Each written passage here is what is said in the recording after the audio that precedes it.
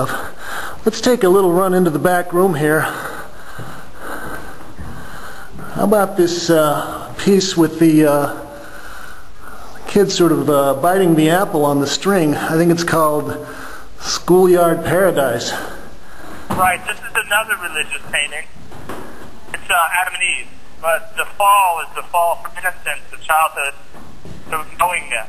And it seems like the girl knows more than the boy. I guess so. She's Eve. She's tempting him.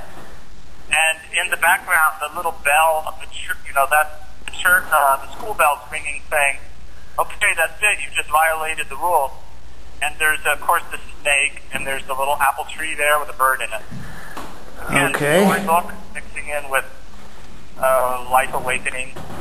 In these paintings, children are still at the age where they haven't separated storybooks from real life. It kind of merges. But for you, your storybook is the Bible, right? Not really.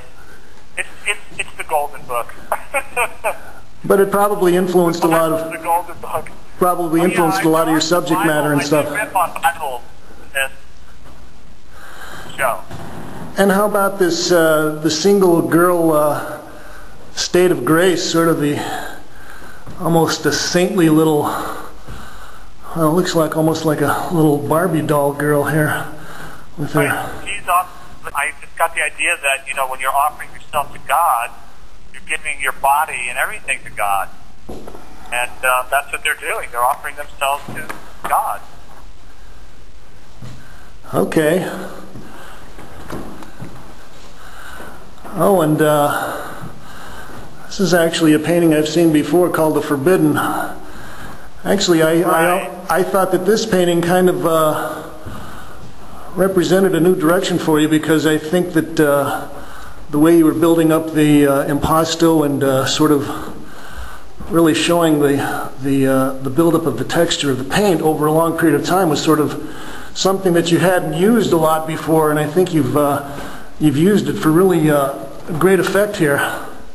Thank you. Yeah, that's true. It doesn't always work out that way. Usually it's a sign of my own struggle just to get it right. But I like the way it builds up. I do scrape it off sometimes. If I don't like the way it builds up, I actually get a razor blade and I scrape it all off. But the encaustic look flattens out the painting and it keeps it painting. It's just a play. These are formal things that are part of painting. A lot of people get caught up in the context. And right.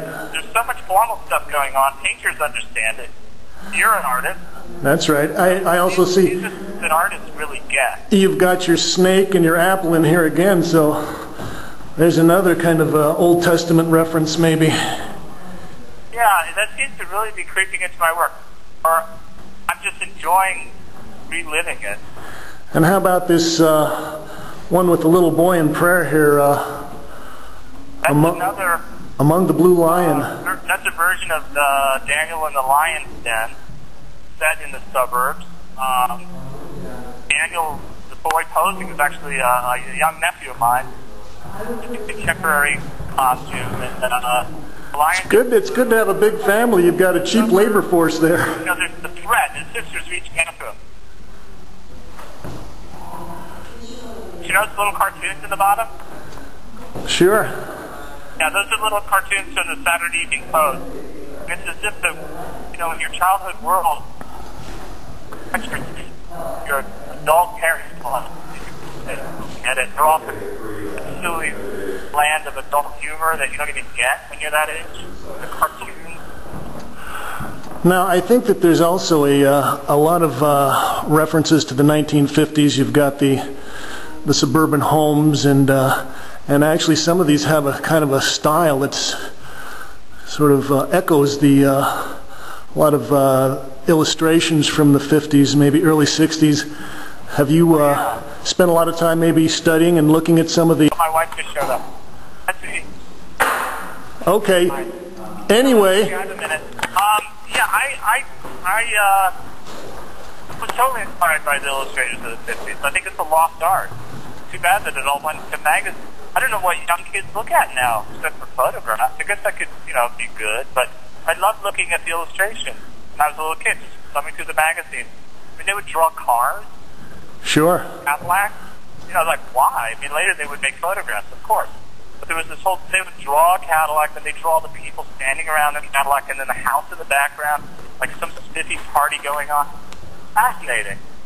Anyway. So you go back and you study those illustrations with this sort of expectation that, you know, you can see a shift, pre-war, post-war, between the kind of people hanging around the product.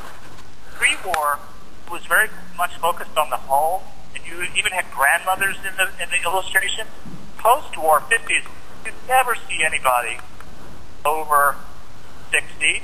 And if you do see a gentleman over 60, he's got distinguished gray hair. He's got some young blonde with him.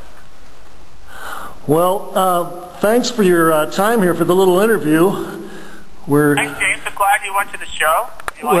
We're speaking with Mike Cockrill here at his exhibition. Does the show have a title? It's called The Broken Picture and Other Stories. All right. Well, thanks. Thank you. And I'll run into you tonight in Chelsea. I'll give you a call later. Sounds good, Mike. Our shows together. I'll see you then. Thank you. Bye-bye. Anyway, so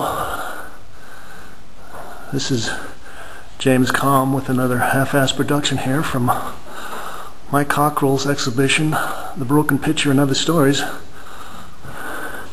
at Kent Gallery on West 26th Street.